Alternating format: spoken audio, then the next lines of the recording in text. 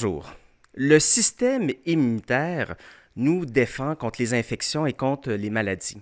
Il y a des parties de notre système immunitaire qui vont chercher les substances étrangères au corps et certaines de ces parties du système immunitaire vont envoyer des messages à d'autres cellules pour leur signifier qu'il y a une attaque.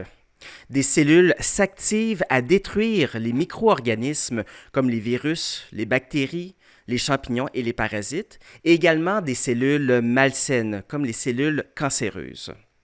Voyons maintenant comment définir et catégoriser le système immunitaire. Bonne écoute. Introduction au système immunitaire. C'est quoi le système immunitaire? Qu'est-ce qu'on entend par le système immunitaire? Le système immunitaire, ça regroupe l'ensemble des molécules, des cellules et des organes qui agissent de manière coordonnée pour fournir une protection contre les pathogènes et également contre les cellules tumorales, les cellules qui sont à l'origine de cancers. Le système immunitaire a donc pour fonction de détecter et d'éliminer ce qui est dangereux pour le corps humain. La principale fonction physiologique du système immunitaire, c'est vraiment de nous protéger contre les pathogènes. D'ailleurs, lorsqu'on parle de l'immunité, on fait référence à la résistance aux maladies infectieuses. Le rôle premier du système immunitaire, c'est de nous protéger contre les bactéries, les virus, les parasites, donc les microbes. Le système immunitaire prévient donc les infections, mais lorsque celles-ci surviennent, il va les éliminer. Le système immunitaire, il sert à d'autres choses que de nous protéger contre les infections. Il est également à l'origine de la reconnaissance de ce qu'on appelle le non-soi. Le non-soi, ça fait référence aux molécules et aux cellules nouvellement introduites dans le corps. C'est très important pour le système immunitaire de distinguer les cellules de son propre corps humain versus des cellules anormales, des cellules qui viennent d'en dehors du corps humain. Et ça peut constituer un obstacle majeur à certaines interventions médicales comme la transplantation d'organes. Même si on transplante, par exemple, une cornée d'un être humain ou plutôt même un autre organe, par exemple un cœur d'un humain à un autre, même si dans les deux cas on parle d'un cœur humain, le patient qui reçoit l'organe, son système immunitaire est capable de distinguer le fait qu'il y a des anomalies où on rencontre que les cellules humaines du donneur ne sont pas tout à fait compatibles avec le soi, donc le patient qui reçoit l'organe, et à ce moment-là, il peut y avoir des rejets. La troisième fonction du système immunitaire, c'est de nous défendre contre les cellules anormales, comme les cellules tumorales. En effet, le corps humain est capable de voir que son corps produit des cellules anormales qui peuvent être potentiellement dangereuses pour lui. C'est bon de savoir que dans les traitements du cancer, vous avez probablement bien connu la chimiothérapie et la radiothérapie, la nouvelle mode, c'est l'immunothérapie. Donc l'immunothérapie, c'est les traitements de cancer qui permettent de stimuler le système immunitaire, donc rehausser cette fonction physiologique de se défendre contre les cellules tumorales.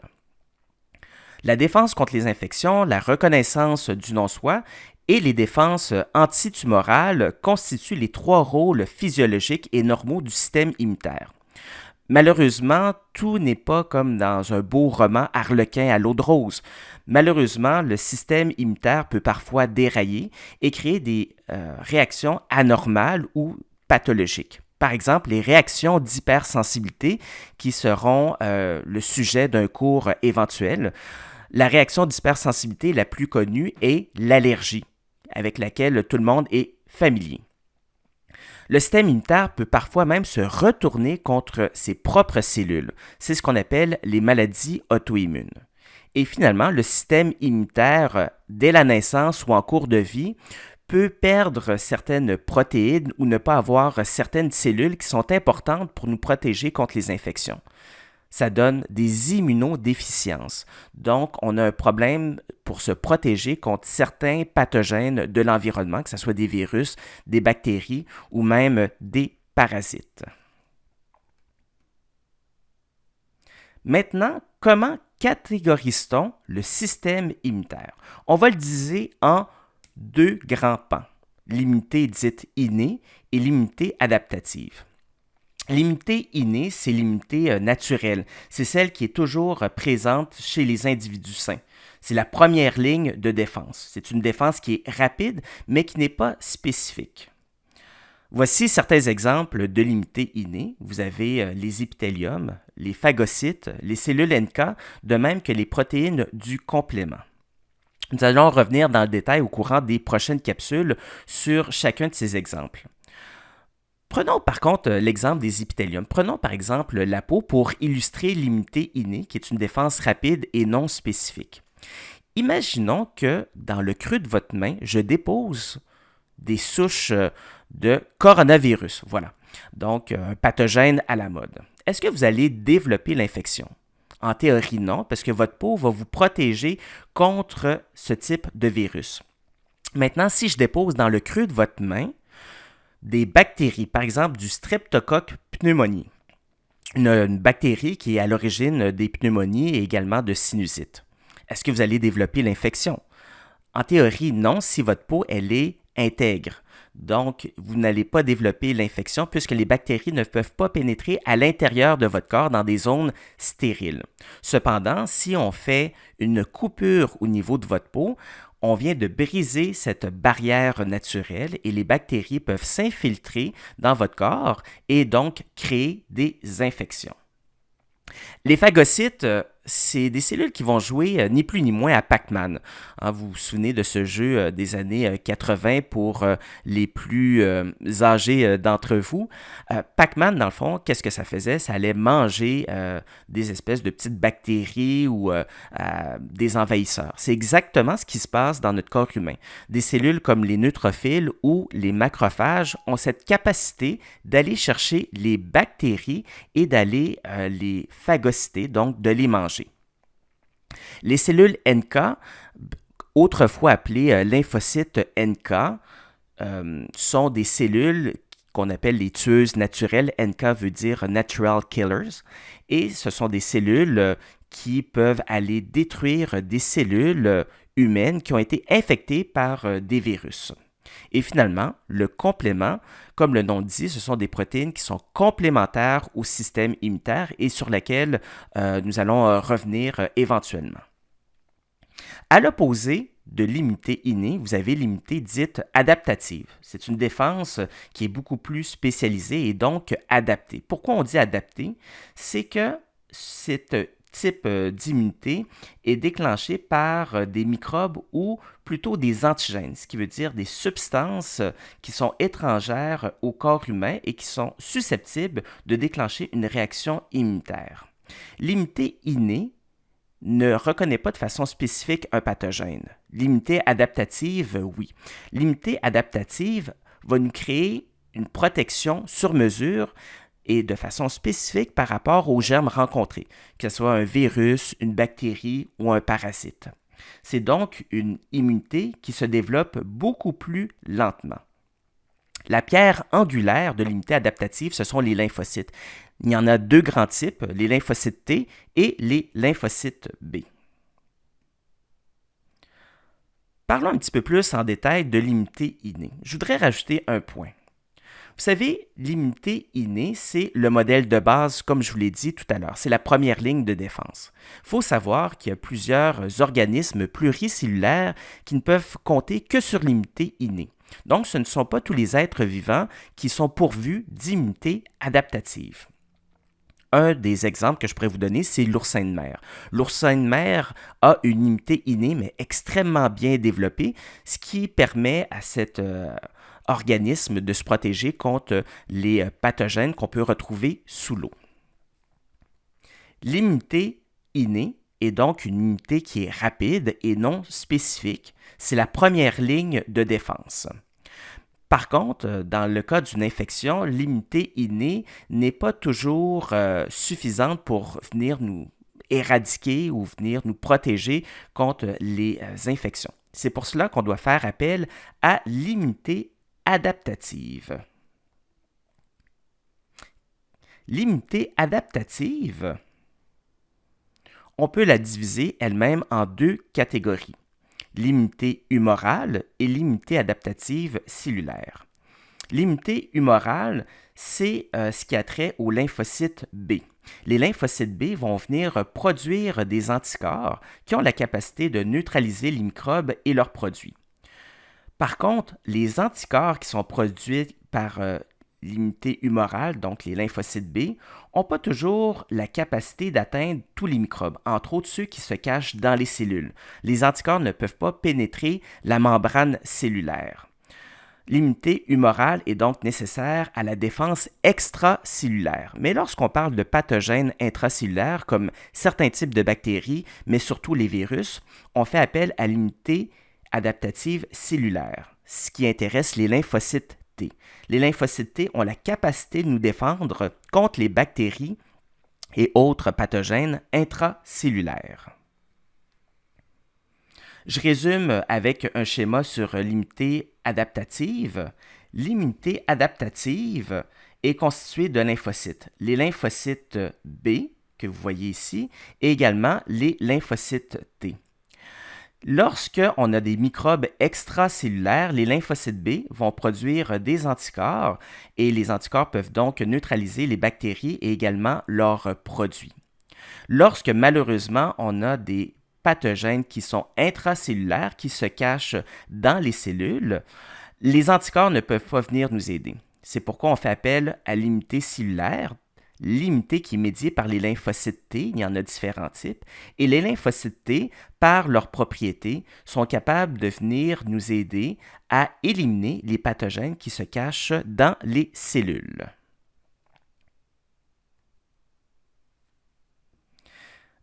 Maintenant, comment est-ce qu'on développe une immunité dite adaptative?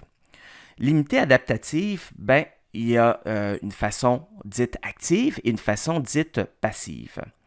L'immunité active, c'est qu'on agit directement sur le système immunitaire. L'immunité adaptative active, c'est une immunité qui est durable. Donc, les bénéfices sont présents des mois, voire même des années après qu'on ait stimulé le système immunitaire. Et ça explique en partie pourquoi il est rare de développer la même infection 2 fois, parce qu'on devrait être protégé contre un pathogène donné après avoir été exposé à celui-ci pendant une longue période. Donc, si on est réexposé au pathogène, on ne devrait pas redévelopper des signes d'infection parce que nous sommes en théorie déjà protégés. Il y a 2 grandes façons de développer de l'immunité active. C'est soit de développer l'infection ou de vacciner contre cette infection. La vaccination permet de simuler une infection sans développer les symptômes cliniques de celle-ci. La vaccination offre le même bénéfice que si on était infecté, donc une protection durable contre un pathogène donné, le pathogène pour lequel nous avons été vaccinés. À l'opposé, il y a ce qu'on appelle l'immunité passive. L'immunité passive ne va pas procurer une résistance permanente contre l'infection. Donc, on n'instaure pas de mémoire immunitaire. On ne stimule pas à proprement dit le système immunitaire de l'individu. Dans le cas de l'immunité passive, il y a un transfert de l'immunité, mais ce n'est pas durable. Alors, si l'infection revient, on pourrait refaire l'infection. Il y a 2 façons de développer une immunité passive. Il y a la grossesse, il y a également l'allaitement. Vous savez que durant la grossesse, la mère va transférer durant les dernières semaines de grossesse des anticorps via le placenta.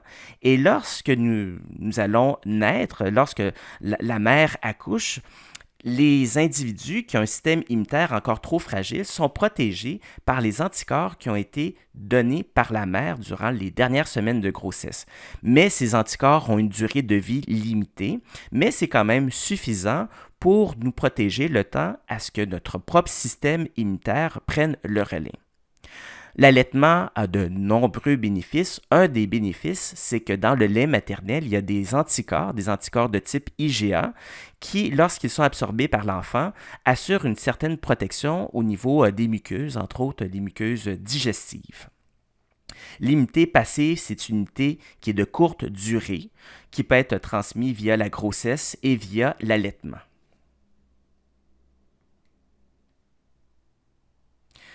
Comme je vous l'ai dit tout à l'heure, l'immunité adaptative, elle est supérieure à l'immunité innée. Même si elle est un peu plus longue à développer, elle confère une protection souvent durable, mais une protection taillée sur mesure dépendamment du pathogène qui entre en contact avec notre organisme. Mais quelles sont ces caractéristiques importantes de la réponse immunitaire adaptative? Il y en a quand même plusieurs, mais je vous dirais que les plus importantes sont probablement celles qui apparaissent dans le rectangle rouge. Et on va les reprendre une après l'autre. Ces caractéristiques importantes sont la spécificité, la diversité, la mémoire immunitaire, également l'expansion clonale. Ce sont des caractéristiques qui sont propres à l'immunité adaptative, je le rappelle. On ne les retrouve pas dans l'immunité innée. Maintenant, je vais prendre chacune de ces caractéristiques une après l'autre. Première caractéristique super importante de l'immunité adaptative, c'est la spécificité. Lorsqu'on parle de la spécificité, c'est la distinction entre les différents antigènes. Le système immunitaire adaptatif est capable de reconnaître et de distinguer de façon précise des millions d'antigènes ou de parties de microbes différents. Mais pour pouvoir réagir à différents types de microbes, on comprend que ça prend un répertoire varié de lymphocytes capables de venir répondre de façon spécifique à ces antigènes. Je ne sais pas si vous comprenez la complexité et également la beauté de notre système immunitaire lorsqu'on parle de la diversité. Ça veut dire qu'en théorie, dans notre corps, on dispose déjà de lymphocytes spécifiques qui seraient capables de réagir à des microbes qui peuvent se retrouver dans d'autres parties du monde, par exemple en Asie ou en Afrique, et ça même si on n'a jamais de notre vie quitté le 418 ou le 450, le 438 ou le 514 pour les gens qui sont d'origine montréalaise. Et n'oublions pas les gens originaires de la Mauricie ou de l'Estrie, donc le 819. Bref, vous comprenez ce que je veux dire, c'est que notre corps aurait des lymphocytes capables de nous protéger contre des pathogènes qu'on va peut-être rencontrer dans 5 ans, dans 10 ans, dans 30 ans d'ici. Cette caractéristique, c'est la diversité. Mais on peut avoir quelques dizaines ou centaines de lymphocytes spécifiques à un antigène donné. Mais lorsque cet antigène, ce microbe, arrive dans l'organisme, souvent pendant une infection, on peut être envahi par des milliers, voire même des millions de bactéries. Vous voyez rapidement qu'on ne fait pas le poids contre l'envahisseur. Alors, comment est-ce qu'on est capable de développer rapidement une armée pour se protéger contre les bactéries envahissantes? C'est ce qu'on appelle l'expansion clonale. L'expansion clonale, c'est une façon d'augmenter rapidement le nombre de cellules de lymphocytes qui sont spécifiques à un antigène donné. Donc, on va, par l'expansion clonale, générer des milliers de lymphocytes spécifiques à partir d'une seule cellule et ceci permet donc une réponse adéquate par rapport à un pathogène donné. Vous l'avez illustré dessous. Imaginez que vous avez un pathogène X, appelons-le le Staphylococcus aureus. Vous avez ici différents types de lymphocytes, mais un seul, celui en rouge, est vraiment spécifique de cet antigène, le staphylocoque. Le staphylocoque va donc stimuler ces lymphocytes, le lymphocyte ici en rouge, mais non pas les autres, parce que les autres n'ont pas une spécificité, n'ont pas une ressemblance par rapport au staphylocoque. Après stimulation, c'est donc seulement le lymphocyte qui est spécifique au staphylocoque qui va connaître une expansion clonale. Les autres ne vont pas être stimulés.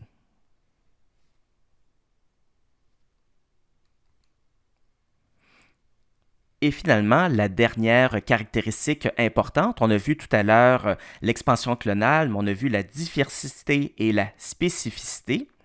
Maintenant, parlons de la mémoire. La mémoire, c'est cette capacité qu'a notre système immunitaire de potentialiser son action par rapport au combat des microbes lorsqu'il est réexposé à ces mêmes microbes de fois en fois. C'est donc cette amplification des réponses immunitaires lors des contacts répétés avec un même antigène. C'est la raison pour laquelle, en théorie, on ne ferait pas la même infection deux fois. Lorsque nous sommes pour la première fois exposés à un pathogène donné, on va se bâtir une armée qui est spécifique à cet antigène. Mais sur la réexposition à ce même antigène, donc ce même microbe ou ce même virus, notre système immunitaire est déjà là, est déjà prêt à réagir. On acquiert donc une mémoire. On se souvient de ce pathogène et on réagit plus rapidement à ce même envahisseur. Cette caractéristique qu'on appelle la mémoire immunitaire va venir teinter ce qu'on appelle la réponse immunitaire. Il y a deux types de réponses immunitaires. Il y a la réponse dite primaire et la réponse immunitaire dite secondaire. Lors d'une première exposition à un microbe, la réponse immunitaire est assurée par des lymphocytes qui sont naïfs. Des lymphocytes naïfs, ce sont des lymphocytes qui n'ont jamais rencontré leur antigène, qui rencontrent donc leur antigène pour la première fois. Un lymphocyte naïf n'a aucune expérience immunologique. Durant cette première exposition au pathogène, le lymphocyte naïf va venir s'activer et créer également des lymphocytes mémoire. Lors d'une rencontre subséquente avec le même pathogène, les lymphocytes mémoire se souviennent de ces pathogènes, se souviennent de ces parties spécifiques de microbes qu'on appelle les antigènes et vont répondre beaucoup plus rapidement. La réponse immunitaire secondaire, elle est donc plus forte, plus efficace, également plus rapide, de par le fait qu'il y a des lymphocytes mémoire qui peuvent agir plus rapidement lors du contact avec le même envahisseur. Je vais vous l'illustrer maintenant avec un petit schéma tiré de votre livre. Vous avez sur l'axe des X le temps après le contact avec le pathogène et vous avez sur l'axe des Y, ici, l'amplitude de la réponse immunitaire.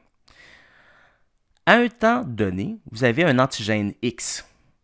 L'antigène X va créer une réponse immunitaire primaire d'une certaine amplitude. C'est une petite amplitude parce que c'est la première exposition au pathogène. C'est une immunité qui est médiée par des lymphocytes naïfs, qui n'ont donc jamais rencontré le pathogène. Après avoir éradiqué l'infection, on va créer des cellules mémoire, des cellules qui se souviennent de ce pathogène. Imaginons que durant une deuxième exposition, vous avez encore le même antigène qui vient, l'antigène X, mais vous avez également un nouvel antigène, l'antigène Y.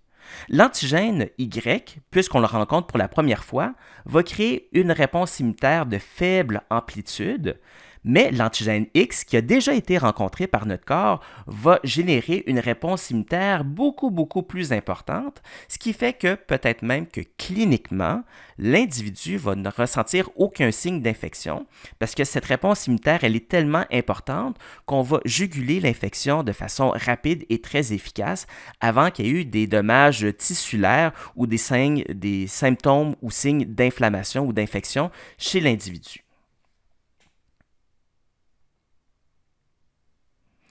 Ceci met fin à notre première capsule. On se retrouve bientôt pour un prochain épisode. À tout à l'heure.